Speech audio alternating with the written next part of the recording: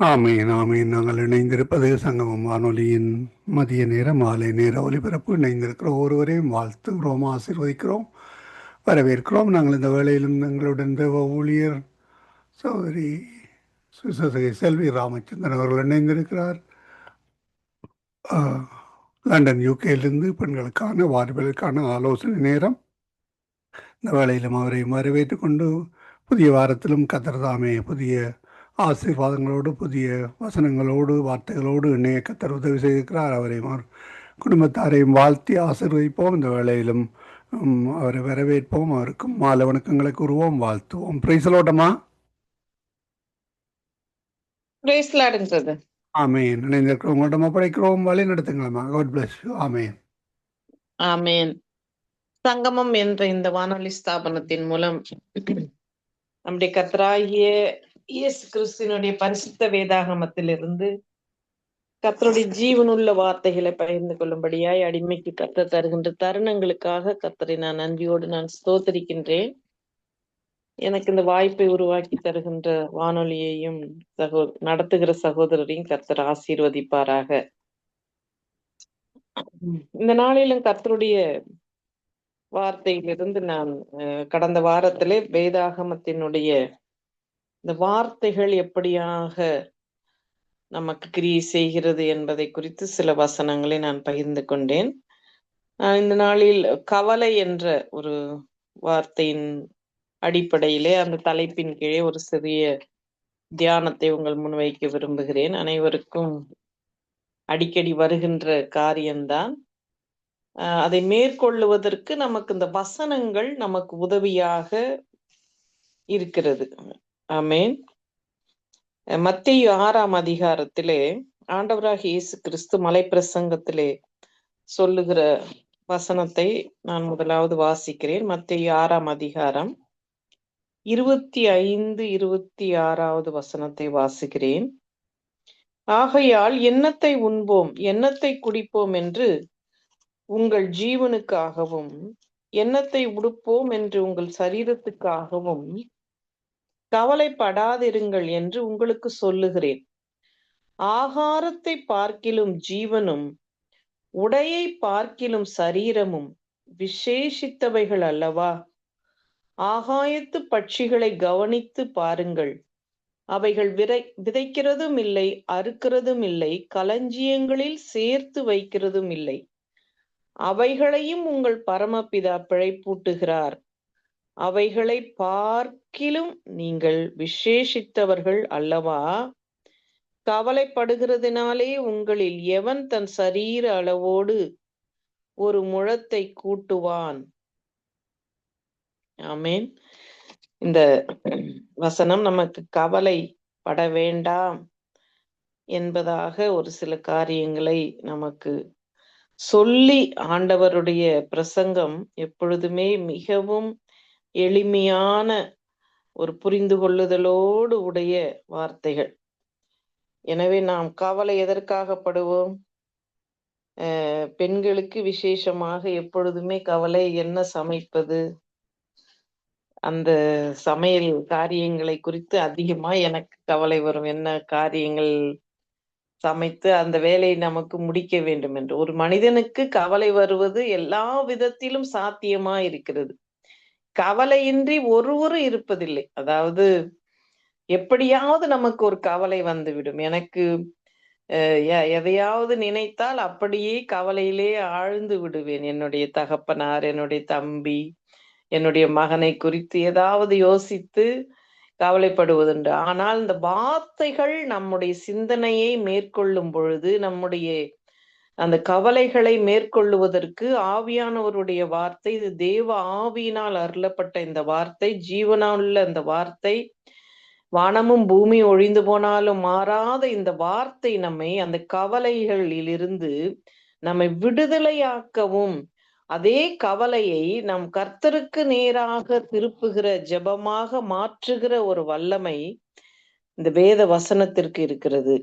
பாருங்கள், கர்த்தர் என்ன சொல்லுகிறார்? நீ எதை சாப்பிட வேண்டும், எதை உடுக்க வேண்டும் என்று நீ கவலைப்பட வேண்டாம். எதற்காக? உங்கள் சரீரத்திற்காக நீங்கள் கவலைப்பட வேண்டாம் என்று சொல்லி நான் என்ன சொல்லுகிறேன், அதாவது நீங்கள் எதற்காக மாத்திரம் கவலைப்பட்டால் போதும், நம்முடைய ஆவி, ஆத்துமா, சரீரத்தை நாம் அவரிடம் ஒப்பு கொடுக்கும் பொழுது நமக்கு அவர் என்ன சொல்லுகிறார் என்றால், நீ ஒரு முழம் கூட நான் என்னுடைய சிறு வயதிலேயே சீக்கிரமாய் வளர்ந்து விட்டேன் என் தாய் சொல்வார்கள். ஆனால் அதிக உயரமில்லை நான்.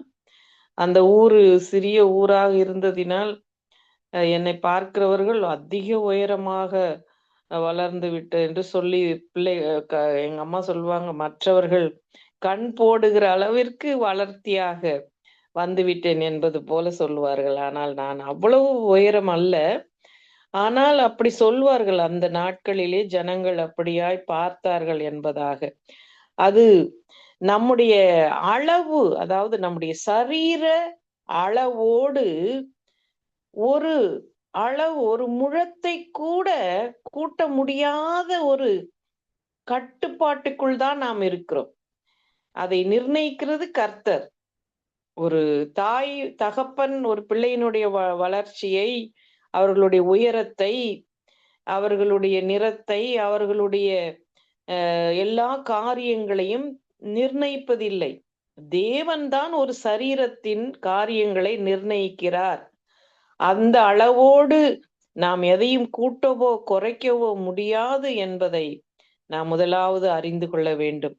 நாம் கவலைப்படுவதினால் அல்லது அதை மாற்றி அமைத்து விடவும் முடியாது. அது இருக்கிறது போலேதான் அது இருக்கும்.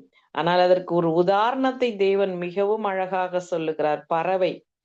இந்த பறவைகள், நான் பறவை குறித்து நேற்று ஒரு காரியத்தை பார்த்து கொண்டிருந்தேன். அந்த ஒரு ஒரு ஒரு பறவையினுடைய ஒரு தாய் பறவை அது குஞ்சுகளை காப்பாற்றி கொண்டு இருக்கிறது. ஆனால் திடீரென்று ஒரு பாம்பு வந்து அந்த குஞ்சை கொத்தும்படியாய் அது வருகிறது. அது வந்த அடுத்த செகண்ட் அப்படியே அந்த பறவை அந்த பாம்பை கொற்றி அந்த தன்னுடைய அந்த குஞ்சுகளை காப்பாற்றும்படியாய் அது கரெக்டான நேரத்திலே அது செயல்படுகிறது என்பதாக. அப்படித்தான் தேவனும் நம்மை கவலைப்பட வேண்டாம் என்று சொல்கிறார். காட்டு புஷ்பங்களை போல நம்மை உடுத்துவிக்கிற ஒரு அருமையான தேவன், நம்முடைய கவலைகளை விசாரிக்கிற தேவன். நமக்கு பெண்கள் என்று நான் சொன்னேன், பெண்களுக்கு அதிகமான கவலை, தினமும் எனக்கு வருகிற கவலை சமைக்கிறது காரியங்களை தான் கவலைப்படுவதுண்டு. அதற்கு கூட ஒரு ஒப்பாக அங்கு அதே அதிகாரத்திலே கீழே உள்ள ஒரு வசனத்தை வாசிக்கிறேன். கர்த்தர் என்ன சொல்லுகிறார் என்றால், அடுப்பிலே போடப்பட்டு காட்டு புல்லுக்கு தேவன் இவ்விதமாய் உடுத்துவித்தால் உங்களுக்கு உடுத்துவிப்பது எவ்வளவு நிச்சயம். இயற்கையின் அழகை பார்த்தும் நான் ரசிப்பது எனக்கு அதிகமான பிடித்த ஒரு காரியம். முன்பெல்லாம் நான் வேறொரு வீட்டில் இருந்த பொழுது கார்டன்ல அதிகமான பூக்களை வைத்து மகிழ்வதுண்டு. அந்த இயற்கையின் அழகுகளை நாம் பார்க்கும் பொழுது எத்தனை கலர்களால் கர்த்தர் நிரப்பி அதிசயமாய் அழகாய் கர்த்தர் இயற்கையை செய்திருக்கிறார். ஆனால் அப்படிப்பட்ட அந்த இயற்கைக்கே அது எப்படிப்பட்டது? கடந்த வாரத்திலே நான் சொன்னேன், மாம்சமெல்லாம் புல், அதன் மகிமையெல்லாம் புல்லின் பூவை போலவும் அழிந்து போகும். அந்த புல்லைதான் மறுபடியும் இந்த இடத்துல நம்ம பார்க்கிறோம். காட்டு புல்லுக்கு அவ்வளவு அழகா அவர் உடுத்து விக்கிறார். அப்படி கலர் கலரா அந்த காட்டு புல்லுக்கு கூட ட்ரெஸ் போட்டு கொடுக்கும் பொழுது நம்மை உடுத்துவிப்பது அதிக நிச்சயம், அதிக நிச்சயம். நான் நித்தியமான காரியங்களை குறித்து இந்த நாளிலே பேச வேண்டும் என்று நான் யோசித்திருந்தேன். ஆனால் நித்தியமான காரியங்களை நாம் யோசிக்காதபடி, நம்மளை யோசிக்க விடாதபடி தடுக்கிற ஒரு காரியம் இந்த கவலைதான்.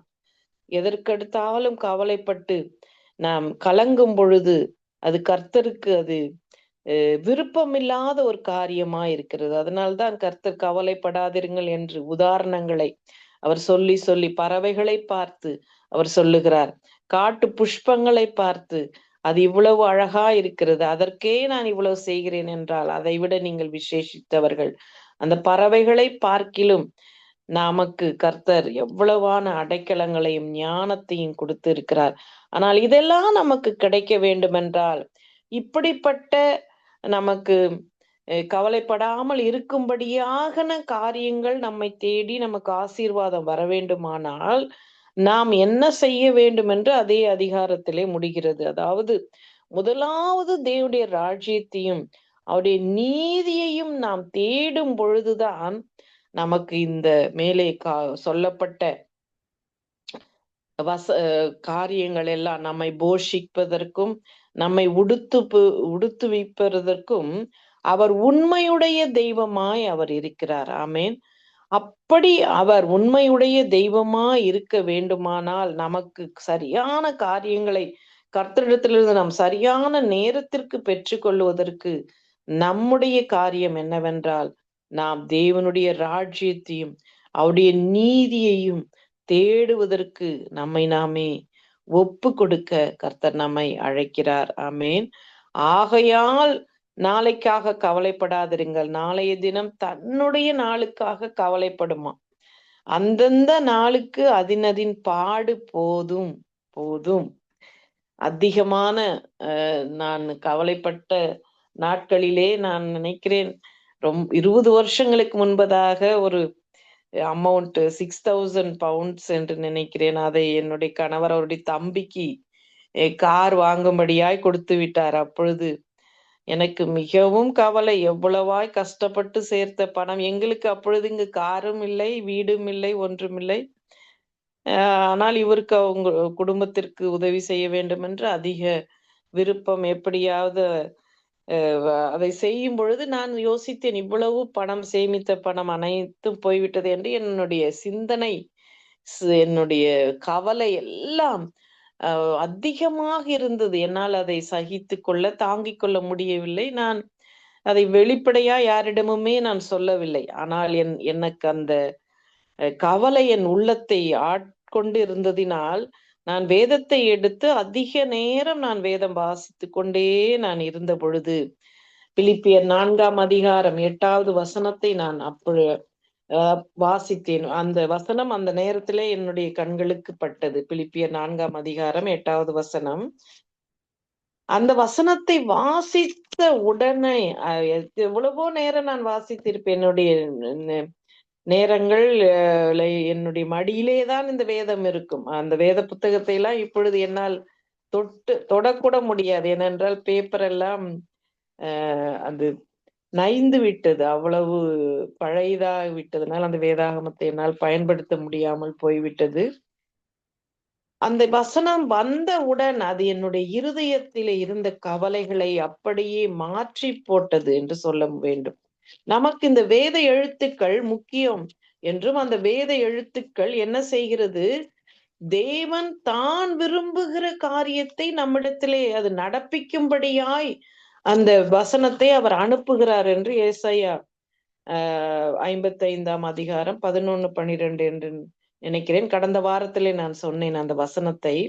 அப்படியாய் அவர் வசனத்தை நமக்கு அனுப்பி அந்த காரியம் விரும்புகிறபடி அவர் செய்கிறார் என்பதற்கு ஒரு சாட்சியாக இந்த வசனம் இருக்கும். பிலிப்பியர் 4ஆம் அதிகாரம் 8வது வசனத்திலே அந்த வசனம் என்னுடைய உள்ளத்தை அப்படியே ரேமாவாக, இந்த வசனம் என்ன சொல்கிறார்கள், நான் இன்று வேறொரு வசனம், ஆவியினால் வசனம் நமக்கு எழுதப்பட்டிருக்கிறது என்று, தேவ ஆவியானவர் தானே இந்த வசனத்தை எழுதியிருக்கிறார் என்று 2 தீமோத்தேயு 3ஆம் அதிகாரம் 16வது வசனத்திலே நாம் பார்க்கிறோம். அந்த வசனத்தை வைத்தே தொடர்ச்சியாக வேதாகமத்தை குறித்து நாம் தியானிக்கலாம் என்று நான் யோசித்தேன். ஆனால் கவலை, என்னுடைய உள்ளத்தில் சிறிய கவலை இந்த நாளிலே இருந்தது. ஆனால் அது நான் அதற்காக என்னுடைய அதிகமாக நான் இப்பொழுது வசனங்களை அறிந்ததினால் நான் மேற்கொள்ளக்கூடியதாய் காணப்படுகிறது. இந்த ஒரு வசனம், அந்த பிலிப்பியர் 4ஆம் அதிகாரம் 8வது வசனம் வாசித்த மாத்திரத்திலே ஒரு மனிதனுக்கு தான் தெரியும், ஒரு வலியிலே, ஒரு வேதனையிலே ஒருவர் இருக்கும் பொழுது ஒரு பேராசிட்டமாலோ அல்லது ஒரு வலி நிவாரண மருந்தோ அவர்களுக்கு அந்த மருந்து எப்படியாய் உதவியாக இருந்தது என்று அந்த வேதனையிலே இருந்தவர்களுக்குத்தான் அது புரியும் அல்லவா. அது எவ்வளவு அருமையான மருந்து என்று போற்றுவார்கள். அப்படியாக நான் கவலையிலே இருந்த பொழுது இந்த வசனம் எனக்கு மருந்தை போல, ஒரு மாத்திரையைப் போல என் சிந்தனையை, என்னுடைய உள்ளத்தை அப்படியே மாற்றி போட்டது. பாருங்கள், 4ஆம் அதிகாரம் 8வது வசனத்தை வாசிக்கிறேன். கடைசியாக சகோதரரே, உண்மையுள்ளவைகளை எவைகளோ, ஒழுக்கமுள்ளவைகள் எவைகளோ, நீதியுள்ளவைகள் எவைகளோ, கற்புள்ளவைகள் எவைகளோ, அன்புள்ளவைகள் எவைகளோ, நற்கீர்த்தியுள்ளவைகள் எவைகளோ, புண்ணியம் எதுவோ, புகழ் எதுவோ, அவைகளையே சிந்தித்துக் கொண்டிருங்கள். நீங்கள் என்னிடத்தில் கற்றும் அடைந்தும் கேட்டும் கண்டும் இருக்கிறவைகள் எவைகளோ அவைகளையே செய்யுங்கள். அப்பொழுது சமாதானத்தின் தேவன் உங்களோடு இருப்பார். இந்த வசனங்களுக்கெல்லாம் மேலே உள்ள ஒரு வசனத்தை நாம் பார்ப்போமானால், நீங்கள் ஒன்றுக்கும் கவலைப்படாமல் நாம் எல்லாம் என்ன செய்ய வேண்டும்? தேவனுக்கு இப்படியான காரியங்களை தெரியப்படுத்த வேண்டும். பிலிப்பியர் 4ஆம் அதிகாரம் 6வது வசனம், நீங்கள் ஒன்றுக்கும் கவலைப்படாமல் எல்லாவற்றையும் குறித்து உங்கள் விண்ணப்பங்களை ஸ்தோத்திரத்தோடு கூடிய ஜபத்தினாலும் வேண்டுதலினாலும் தேவனுக்கு தெரியப்படுத்துங்கள். நம்முடைய கவலைகள் தேவனுக்கு நேராக ஒரு ஜபமாய் மாற வேண்டுமே ஒழிய நம்முடைய உள்ளத்தை பிழியுவதற்கு நாம் அதற்கு இடம் கொடுக்க கூடாது. இந்த வசனத்தை நான் என்னுடைய இருதயத்திலே, அது ரேமாவாக, ரேமா என்றால் அவருடைய சுவாசம், அந்த கர்த்தருடைய வார்த்தைகள் நம்முடைய உள்ளத்தை அப்படியே தொடும் பொழுது, நான் அந்த நாட்களிலே இந்த வசனத்தை நான் எழுதி 2 வாரங்கள் நான் என்று நினைக்கிறேன். எப்பொழுதுமே நான் வெளியில் போகும் பொழுது, வரும் பொழுது, எல்லா நேரமும் இந்த வசனத்தையே நான் திரும்பவும் திரும்பவும் சொல்லுவது மாத்திரமல்ல, அதற்கு அடங்கி இருக்கிறவைகளை மாத்திரம் சிந்திக்க நான் கற்றுக்கொண்டேன். உண்மையான காரியங்களையும், ஒழுக்கமான காரியங்களையும், நீதியான காரியங்களையும், கற்புள்ள காரியங்களையும், அன்புள்ள காரியங்களையும், நற்கீர்த்தியுள்ள காரியங்களையும், புண்ணியமான, புகழ்ச்சியான இவைகளை நாம் சிந்திக்க தானே கர்த்தர் சொல்லியிருக்கிறார். நாம் இப்படியான வேற பணத்தை குறித்து ஏன் நான் சிந்திக்க வேண்டும்? அப்படியா எனக்கு கர்த்தர் அந்த நாளிலே கற்றுக் கொடுத்தார்.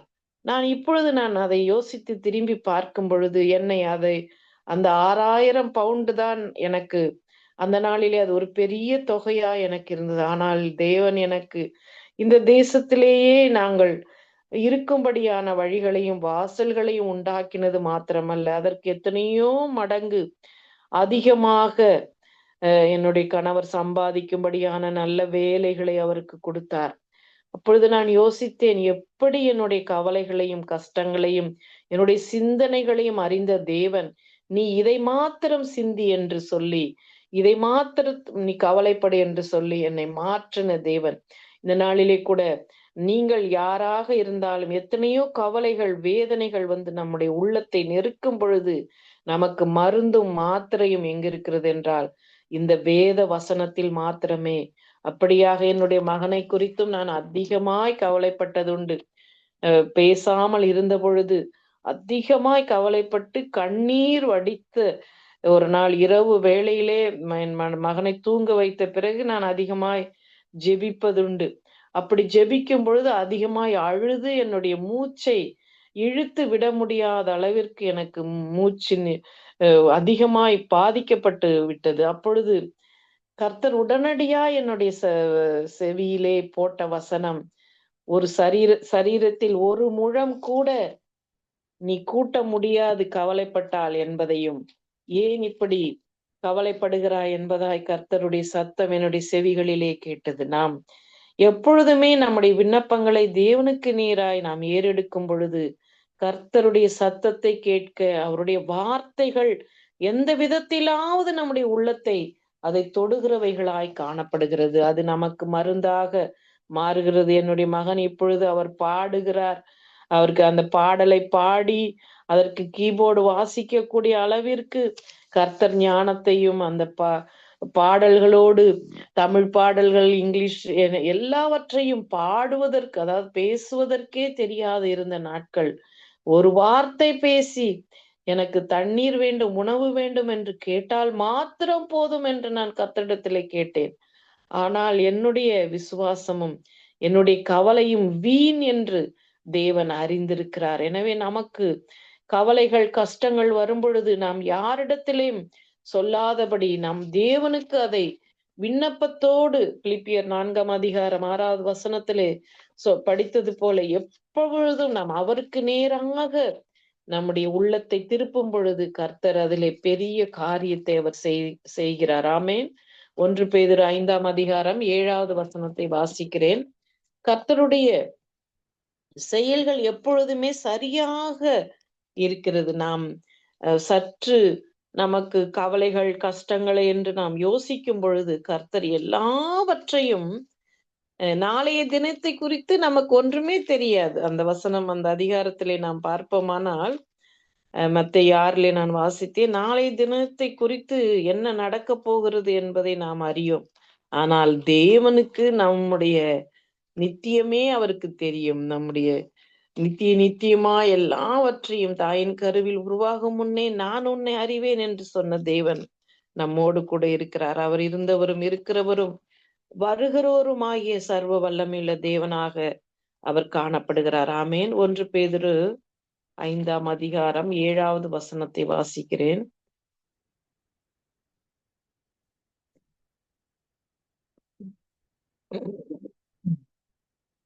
ஆகையால் ஏற்ற காலத்திலே தேவன் உங்களை உயர்த்தும்படிக்கு அவருடைய பலத்த கைக்குள் அடங்கியிருங்கள்.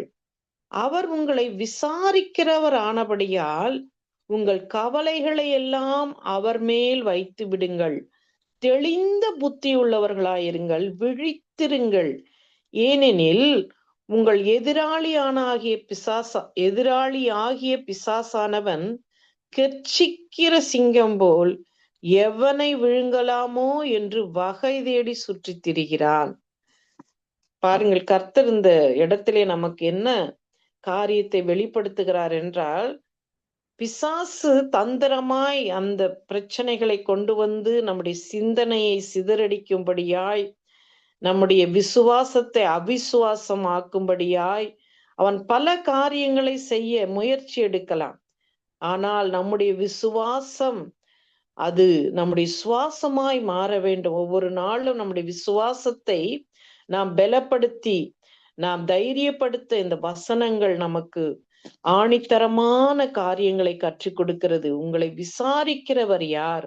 அவர் மேல் நம்முடைய கவலைகளை எல்லாம் வைக்கும் பொழுது அவர் அப்படியே அந்த காரியங்களை அவர் ஒரு பனி போல உருக செய்து நமக்கு அதை சாதகமாக மாற்றுகிறவராய் அவர் காணப்படுகிறார். ஆமென். நம்முடைய கவலைகளை விசாரிக்கிற ஒரு தேவன் நமக்கு இருக்கிறார். விசாரிக்கிறவர் என்றால் பாருங்கள், நமக்கு ஒரு துக்கம் நேரிட்டு விட்டது என்றால் நமக்கு யாராவது விசாரித்தால் ஒரு ஆறுதலாக இருக்கும். அவர்களிடத்திலே அந்த துக்கங்களை பகிர்ந்து கொள்ளும் பொழுது நமக்கு மனதிலே ஒரு ஆறுதல் அங்கு உருவாகிறது. ஆனால் அதையெல்லாம் காட்டிலும் தேவன் என்ன சொல்லுகிறார் என்றால், நீ கவலைப்பட வேண்டாம். அதை ஒரு விண்ணப்பத்தோடு, பிலிப்பியர் 4:6 பார்த்தோம், அதை கர்த்தரிடத்திலே விண்ணப்பத்தோடு நாம் அவரிடத்திலே தெரிவிக்கும் பொழுது அதற்கு காரியங்களை அவர் செம்மையாய் பதிலளிக்கிற தெய்வமாய் இருக்கிறார். நான் எப்பொழுதுமே ஜெபம் என்பது ஒரு பேங்க்ல பணத்தை நாம் சேர்த்து வைப்பதற்கு சமமாய் காணப்படுகிறது. அந்த ஜெபம் எப்படியாவது கர்த்தர் அதை எந்த விதத்திலாவது அவர் அதை தந்து விடுகிறார். எப்படி நாம் பேங்க்ல அக்கௌண்ட்ல காசு இருந்தால்தான் காசு எடுக்க முடியும். இல்லாத அக்கௌண்ட்ல இருந்து ஒரு பணம் நாம் எடுக்க முடியாது. அப்படியாக நம் ஜெபங்களுக்கும் ஜெபத்திற்கு நாம் ஜெபத்திலே நாம் தெரிவிக்காவிட்டால் கர்த்தர் எப்படி பதில் கொடுக்க முடியும்? அந்த ஜெபம் போய் அவரிடத்திலே தூப வர்க்கமாய் அது போய் சேர்ந்து அது ஒரு பதிலை நமக்கு அது கொண்டு வருகிறதாய் காணப்படுகிறது. எனவே விண்ணப்பத்தோடு நம்முடைய கவலைகளை, பாரங்களை, நம்முடைய விருப்பங்களை, நம்முடைய வேதனைகளை, நம்முடைய நெருக்கங்களை, நம்முடைய இருதயத்தின் குமுறுதல்களை அவருக்கு தெரிவிக்கும் பொழுது தேவன் பெரிய காரியங்களை செய்து அதை எல்லாவற்றையும் அவர் அழகாய் மாற்றி நம்முடைய சிந்தனைகளை அவர் மாற்றுகிறவராய் காணப்படுகிறார். சங்கீதம் 55 ஏசாயா 41 அதிகாரம் 10வது வசனத்தை வாசித்து அதில் உள்ள ஒரு வசனத்தை நான் வாசிக்கின்றேன். ஏசாயா 41 10வது வசனம். அதிகமான நேரங்களிலே எனக்கு ஆறுதலா இருந்த ஒரு வசனம். ஏசாயா 41 அதிகாரம் 10வது வசனம். நீ பயப்படாதே, நான் உன்னுடனே இருக்கிறேன். திகையாதே, நான் உன் தேவன். நான் உன்னை பலப்படுத்தி உனக்கு சகாயம் பண்ணுவேன். என் நீதியின் வலக்கரத்தினால் உன்னை தாங்குவேன். ஆமேன். கர்த்தர் நம்முடைய கவலைகளிலும் கஷ்டங்களிலும் திகையாதே. திகையாதே என்றால் நமக்கு எப்பொழுதும் கவலை வந்தவுடன் நமக்கு ஒரு திகைப்பு வந்துவிடும். நான் எவ்வளவாய் ஜோயல் பேசாத பொழுது எத்தனையோ வருஷம் 6 வயது வரை 2 வயது வரை பேசி கொண்டிருந்தார். பிறகு அவருக்கு நிமோனியா ஜுரம் வந்தது என்னுடைய மகனுக்கு. அதற்கு பிறகு அவர் பேசவே இல்லை. அப்பொழுது 6 வயது ஆகும் பொழுது நான் கர்த்தரிடத்திலே கேட்டேன். கர்த்தர் எனக்கு எதிர்பாராத விதத்திலே ஒரு வசனம், தேசமே நீ பயப்படாதே, மகிழ்ந்து களிகூறு, கர்த்தர் உனக்கு பெரிய காரியங்களை செய்வார் என்ற ஒரு வசனம் என்னை தேடி வந்தது. அப்பொழுது கர்த்தர் இடத்திலே அதிலிருந்து நான் மன தைரியமாய் நான் இருந்தேன். கர்த்தர் ஜோயலுக்கு அற்புதத்தை செய்வார் என்ற விசுவாசத்தோடு நான் இருந்தேன். அந்த நம் கவலைகள் கஷ்டங்கள் தேவனுக்கு நேராய் போகும் பொழுது கர்த்தர் பதில்களை உடனடியாய் அவர் அனுப்புகிறார். பாருங்கள், நீ பயப்படாதே, நான் உன்னுடனே இருக்கிறேன். நமக்கு கவலைகள் வரும் பொழுது நாம் யாரோடு கூட இருக்கிறோம்? தேவன் நம்மோடு கூட இருக்கும் பொழுது அந்த கவலையை குறித்து நாம் திகைக்க தேவையில்லை. அவர் நமக்கு சகாயம் செய்கிறார். சகாயம் என்றால் இலவசமாய் தாராளமாய் கொடுக்கிற ஒரு மனது உடையவர் தான். ஏற்ற வேளையிலே ஏற்ற நேரத்திலே சகாயம் செய்யும் கிருபை அவருடைய கிருபாசனத்தை அண்டை இருந்து நமக்கு கிடைக்கும்படியாய் கர்த்தர் செய்கிறார். அது மாத்திரமல்ல, அவர் நீதியின் வலக்கரத்தினால் நம்மை தாங்குகிற ஒரு தெய்வம். நீதியின் வலக்கரம் எந்த சூழ்நிலையிலும் நம்மை நீதியின் வலக்கரத்தினால் தாங்குவார். இந்த ஏசாயா 41 அதிகாரம் 10வது வசனம். என்னுடைய வாழ்க்கையிலே பல முறைகள் தேவன் நான் சோர்வடைந்து கவலைப்பட்டு இருக்கிற பொழுதெல்லாம், எந்த சபைக்கு நான் சென்றால் என்ன, எங்கு நான் போனாலும் என்னோடு தேவன் எந்த வசனங்கள் மூலமாவது அவர் இடைப்பட்டு விடுவார். இந்த வசனத்தை என்னால் மறக்கவே முடியாது. கவலைகள் நமக்கு வரதான் செய்கிறது. சூழ்நிலைகள் நம்மை அப்படியாய் அமிழ்த்து போடும்படியாய் வருகிறது. ஆனால் அதிலிருந்து நம்மை தூக்கி எடுக்க கர்த்தர் வசனங்களை அனுப்பி நம்மை அவர் தம்முடைய பயப்படாதே என்று சொல்லி நம்மை தைரியப்படுத்தி விடுகிறார். அது மாத்திரமல்ல, தம்முடைய வலது கரத்தினால் நம்மை தாங்கி அவர் தப்புவிக்கிறவராயிருக்கிறார். அநேக வசனங்கள் இருக்கிறது, ஆனாலும் நான் ஒரே ஒரு வசனத்தை வாசித்து நான் முடித்து விடுகிறேன். சங்கீதம் 55வது சங்கீதத்திலே 22வது வசனத்தை வாசிக்கிறேன். சங்கீதம் 55 22.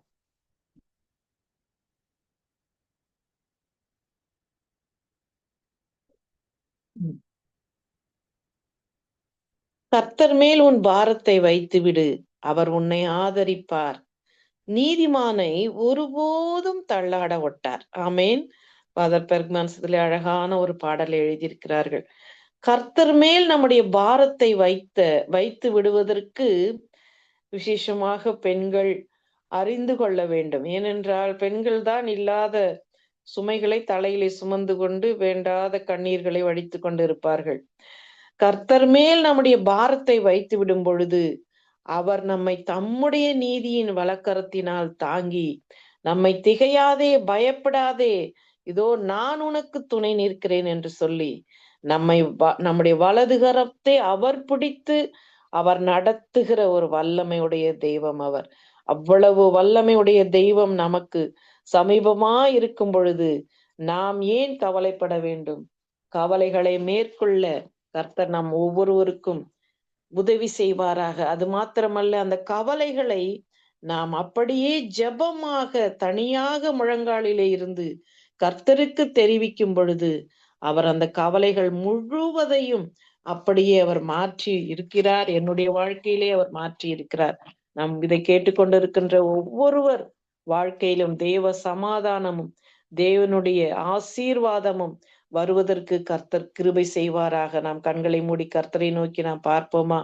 ஸ்தோத்திரம் தகப்பனே. அப்பா, எங்களால் ஒரு காரியத்தை கூட, ஒரு சிறு அப்பா ஒரு முழம் கூட எங்களுடைய சரீரத்தை நாங்கள் கூட்டவோ குறைக்கவோ முடியாத ஒரு நிலைமையிலே நாங்கள் இருந்தாலும், வேண்டாத கவலைகள் தகப்பனே எங்களை வந்து வாட்டும் பொழுது, நாங்கள் இடப்பக்கமோ வலப்பக்கமோ சாய்ந்து விடாதபடி உம்முடைய சத்தம், உம்முடைய வசனம் எங்களுக்கு தகப்பனே நேர் வழியாய் நடப்பதற்கு உதவி செய்தபடியால் உமக்கு நன்றி. உதவி செய்ய போகிறபடியால் உமக்கு நன்றி. இந்த வானொலியை கேட்கின்ற ஒவ்வொரு பெண்களுக்கும் தகப்பனே, என்னென்ன கவலைகள், பாரங்கள், ஏக்கங்கள், கண்ணீர்கள் இருந்தாலும் அவை எல்லாவற்றிற்கும் நீர் அருமருந்தாக உம்முடைய வேத வசனம் அவர்கள் இருதயத்தின் புண்களுக்கு ராஜா மருந்தாய் மாறட்டும். அவர்களுடைய ஏக்கங்களுக்கு பதில்களாய் மாறட்டும். அவருடைய கவலைகளை துடைக்கிற, கண்ணீர்களை துடைக்கிற வார்த்தையாய் உம்முடைய வார்த்தைகள் மாறும்படியாய் ஜெபிக்கிறேன், ஸ்தோத்தரிக்கிறேன். இந்த வேலைக்காக உமக்கு நன்றி. என் கண்ணீர், என் கவலைகளை நீர் துடைத்தீரப்பா. நீர் எவ்வளவு பெரிய வல்லமையுடைய தெய்வம் என்பதை அப்பா நாங்கள் எண்ணி பார்ப்பதற்கும் நினைப்பதற்கு மேலா எங்களை ஆசீர்வதிக்கிற தெய்வம் என்பதை அனுபவித்திருக்கிறோம், அனுபவிக்க போகிறோம். அப்பா, நீர் அப்படியே அற்புதங்களை செய்து ஆச்சரியப்படுத்தும்படியாய் ஜெபிக்கிறேன், ஸ்தோத்தரிக்கிறேன். இந்த வேலைக்காக உமக்கு நன்றி. வானொலியை நடத்துகிற சகோதரர், உடைய மனைவி, பிள்ளைகள், பேர பிள்ளைகள் ஒவ்வொருவரையும் பேர் பேராய் ஆசீர்வதித்து அவர்களுக்கு தேவைகளை சந்தித்து என் தேவன் திருப்தியாக்கி எல்லைகளை விரிவாக்கி உடைய நாமத்தை மகிமைப்படுத்தும்படியாய் அடிமையை தாழ்த்தி ஒப்பு கொடுத்து எங்களுக்காக மரித்து உயிர்த்து சதாகாலமும் ஜீவிக்கின்ற இயேசுவின் நாமத்தினால் ஜெபிக்கிறேன் நல்ல பிதாவே. ஆமேன், ஆமேன். ஆமீன், ஆமீன். கவலைப்படாதே என்ற தலைப்பின் கீழே அருமையான வசனங்களுக்கூடாக, வார்த்தைகளுக்கூடாக வழிநடத்தி திடப்படுத்தியிருக்கிறீர்கள். கர்த்தர் தாமே உங்களுடனும் கூட இருந்து ஆசீர்வத்து வழிநடத்துவாரா என்று வாழ்த்துகிறோம், ஆசீர்வதிக்கிறோம், பெற்றுக்கொண்டோம். அதே வேளையிலே கேட்டுக்கொண்டிருந்த ஒரு சார்பிலும் மறு ஒலிப்பிலே கேட்க போகிற ஒரு சார்பிலும் வாழ்த்துகிறோம், ஆசீர்வதிக்கிறோம். நாங்கள் திரும்பமாக இதே வேளையிலே அடுத்த வாரத்திலே சந்திப்போம். அதுவரை இந்த சமாதத்தை கூறுகிறோம், வாழ்த்துகிறோம், ஆசீர்வதிக்கிறோம். God bless you. ஆமேன், ஆமேன். நன்றிங்க பிரதர். கர்த்தர் உங்களையும் ஆசீர்வதிப்பாராக. ஆமேன், ஆமீன், ஆமீன். அருமையானவர்களே, மதிய நேரம், மாலை நேர விடுதலை வெளிச்ச நேரத்தில் எங்களுடன் இந்த ஊழியர் சுவிசேஷ செல்விகள் ராமச்சந்திரன் அவர்கள் லண்டன் யூகேயிலிருந்து இணைந்து கவலைப்படாது என்ற தலைப்பின்களே பெண்களுக்கான, வாலிபர்களுக்கான ஆலோசனை இணைந்தார்கள். கர்த்தர் தாமே அவரையும் அவர் குடும்பத்தாரையும் ஆசீர்வதித்து வழிநடத்துவாராக. கர்த்தருடைய கரத்திலே அவரையும் அவர் குடும்பத்தையும் ஒப்புவித்துக் கொண்டு நாங்கள் இந்த வேளையிலும் அடுத்த நிகழ்ச்சி கூட கடந்து செல்ல